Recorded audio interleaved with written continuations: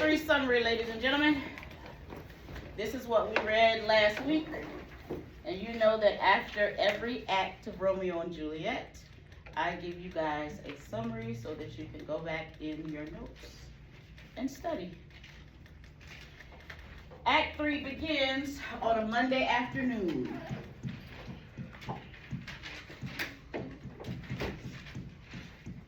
This is right after the wedding.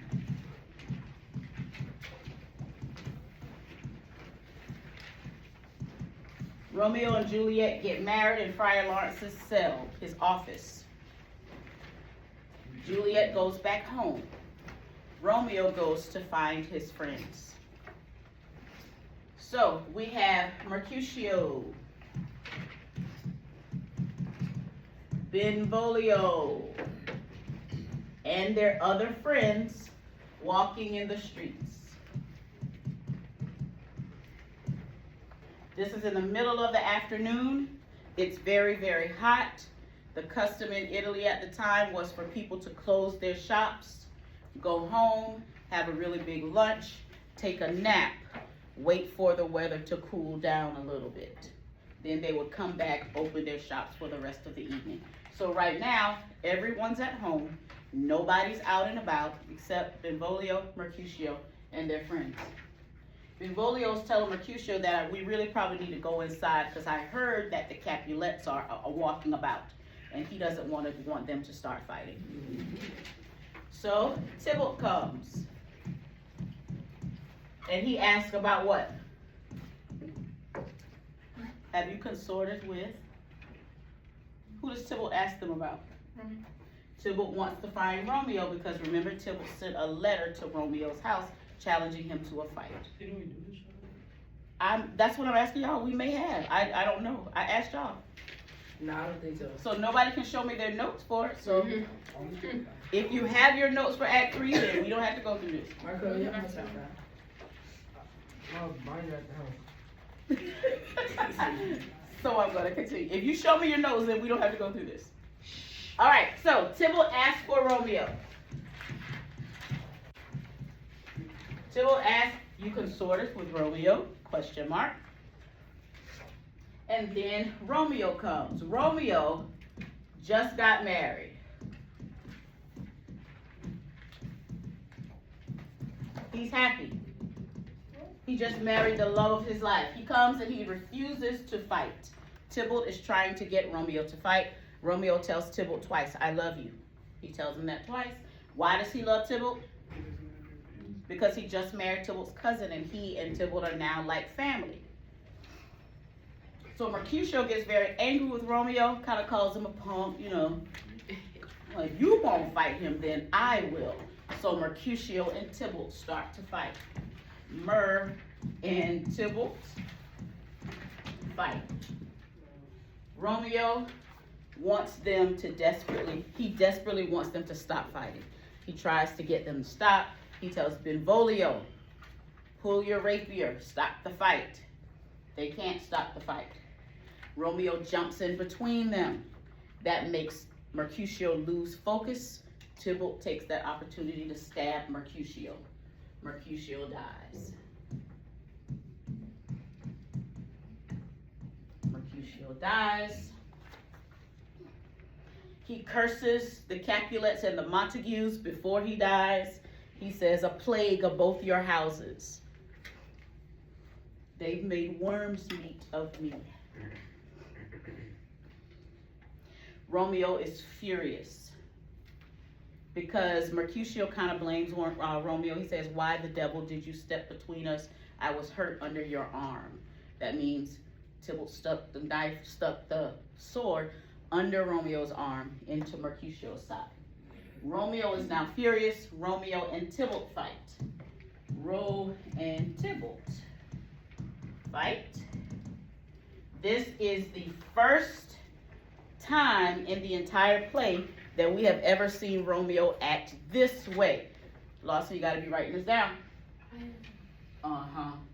First time we've seen Romeo behave this way. He's usually very rash and makes bad decisions, but we have not seen him, I guess, man up in this way. He's defending his friend. Romeo and Tybalt fight, Tybalt dies. Now, all of the people of Verona have awakened from their naps. It's time for them to come back out. They hear about the fighting and the killing. The prince comes, asks Benvolio who started the fight. Benvolio tells exactly what happened. He's true, he's honest, he tells the truth. He tells exactly what happens. The prince banishes Romeo.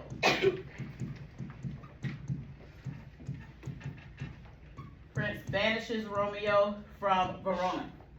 He says, if Romeo is seen in the streets of Verona, that hour will be his last. That means he is going to put Romeo to death if Romeo ever is seen in Verona.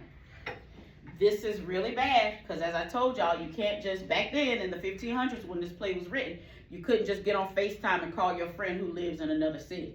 Or you can't jump in your car and go see your friend. All they can do is basically write letters to each other. And you know, letters take a long time to get from one place to the other, especially if you're taking it by horse. All right? So it's going to take a long time for Romeo to communicate with people. So that's just basically Romeo and Juliet will never see each other again. That's kind of what that means. That's the end of scene 1. Scene 2. Juliet is excited about the wedding night. She doesn't know anything about all this fighting that has just occurred. Juliet delivers a soliloquy. A soliloquy is a speech that an actor gives on stage when they are talking to themselves. And you see a lot of that in this play. So Juliet is talking to herself. She's telling the knight to hurry up and come. I can't wait to see my Romeo. I'm married. You know, we about to get down. When you get down, can't wait for him to come. The nurse comes in and tells Juliet about the fighting. Who does Juliet think is dead? Romeo.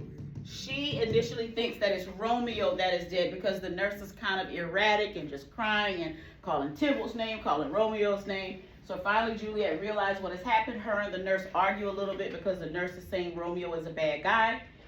And then Juliet gives her a ring. Well, the nurse tells Juliet, I know where Romeo is hiding. He's hiding in Friar Lawrence's cell. So then Juliet gives the nurse a ring and says, give this to Romeo. Let him know I'm not angry with him. I still want to be with him. So Ju gives nurse a ring for Romeo. That ends scene 2. Next, we're going to see Romeo crying on the floor in Friar Lawrence's cell. He's going back to being the old Romeo.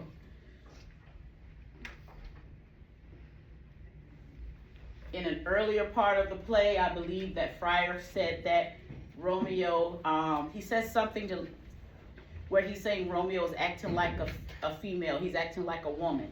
You know, he's not being strong like men are supposed to be. And he does the same thing in this next scene. He says, thy tears are womanish. So you're acting like a little girl. Get up. Stop all that crying. So Romeo is on the floor crying in Friar Lawrence's cell. Remember, cell means office. You're going to see that term again. It's just Friar Lawrence's office where he works in the church. So Romeo is on the floor crying. Friar Lawrence scolds him, tells him, listen, Tybalt could have killed you. But instead, you're the one alive and Tybalt is the one dead. You should be happy. The prince could have put you to death, but he didn't. He only banished you. You should be happy. Juliet still wants you. You should be happy. So he's like, get up off your butt and stop all that crying. So Friar Lawrence, Romeo's crying in Friar Lawrence's cell. Friar Lawrence scolds him, and then the nurse knocks. The nurse comes and gives him the ring. And Lawrence develops a plan. So once Romeo realizes that Juliet still wants him, she's not angry with him, he stops crying, he wipes his tears, And then Friar Lawrence tells Romeo, this is what you're going to do. You're going to go ahead to Juliet's house, her bedroom tonight, spend the night with her, but you must leave before the sun comes up tomorrow. And you're going to get on your horse and you're going to go to Mantua, the city next to them. Once you get in Mantua, I will be sending you letters to tell you what's going on. I'll send you letters by Balthazar. Who was Balthazar? What else did he do in the play? Balthazar's the one that did the ladder, put the ladder behind the wall. And then at the very beginning, you remember when Samson, Gregory, Abram were fighting with the biting the tongue? Y'all remember that? At the very beginning, how it started? Balthazar was one who was with them too. They didn't name him, but he was there as well. So, Friar Lawrence says, I'll send letters from Balthazar to you to tell you what is going on. I'll smooth things over with the prince, and then after some time, I'll tell them that you and Juliet are married, and then you'll be able to come back. So Friar Lawrence has a plan. The nurse is happy about that. Romeo is happy about that. And then I believe that that ends scene 3. Scene 4, very short, but something very important happens. Capulet does what?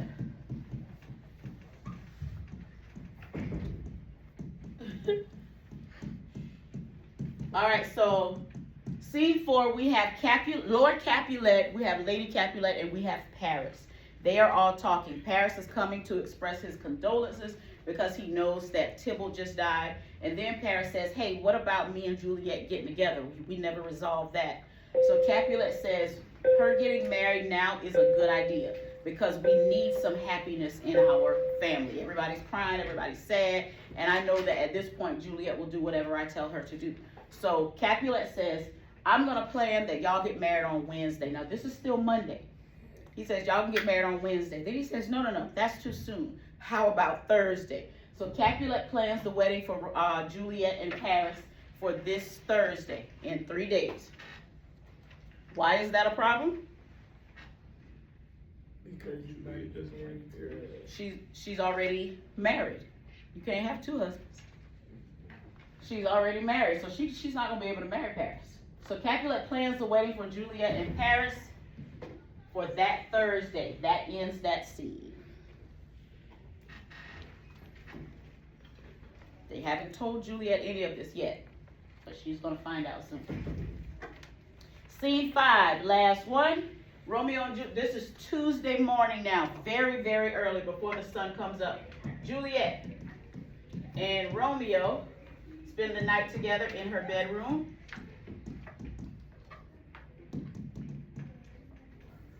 They spend the night together. She doesn't want him to leave. They argue about, well, not argue, but they discuss whether it's a lark or a nightingale who they hear outside the window. So they're trying to decide, is it still nighttime or is it morning? I don't want you to go, love, love, love, all that stuff. Then she realizes that it is the morning. She rushes him off. He leaves for Mantua. Mantua. Mantua. The nurse comes, says, hey girl, your mom on the way. Get ready. The mother comes in, Lady Capulet. Lady Capulet comes in and she tells Juliet about the wedding. You're going to marry Paris this Thursday morning. Juliet says, absolutely not. I will not marry Paris. She said, she tells the mom, I would rather marry Romeo, who you know I hate, than marry Paris. Now, Juliet knows what she's saying, but... So the mom goes and tells Capulet, your daughter says she ain't going to do what you say. Capulet said, what? So Capulet comes, and he basically curses Juliet out. He calls her all kind of bad words. He says, you can beg, borrow, die in the streets for all I care. If you don't do what I tell you to do and marry him, then you are no longer my daughter.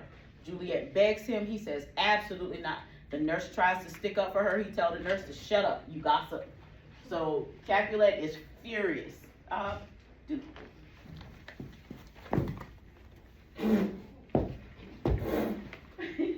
So Capulet is furious because nobody will listen to him. So Capulet owns Juliet for refusal to marry Paris. He disowns Juliet. And this is really my favorite scene in the whole movie. It's so beautiful. Very sad, but beautifully done. He disowns Juliet because she says no. And Juliet asks her mother for help. Capulet leaves the bedroom. Juliet asks her mother for help. The mama said, look, you grown, do what you want to do. You can listen to your daddy or you can go on about your business. The mom leaves. Juliet turns to the nurse, the person who helped her set up the wedding, the person who's kind of, been helping her all this time. She says, nurse, please tell me what to do. The nurse tells her that she needs to go ahead and marry Paris because Romeo is as good as dead. And that was very disappointing to Juliet because the nurse was all she had. This is like her mother. And she realizes that nobody can help her. So she decides to herself that I'm going to go to Friar Lawrence to try to find some help. If he doesn't help me, then I'm going to kill myself. So that ends scene 5. We are at Tuesday morning. Just keep in mind that's Tuesday morning. This is where that scene ends.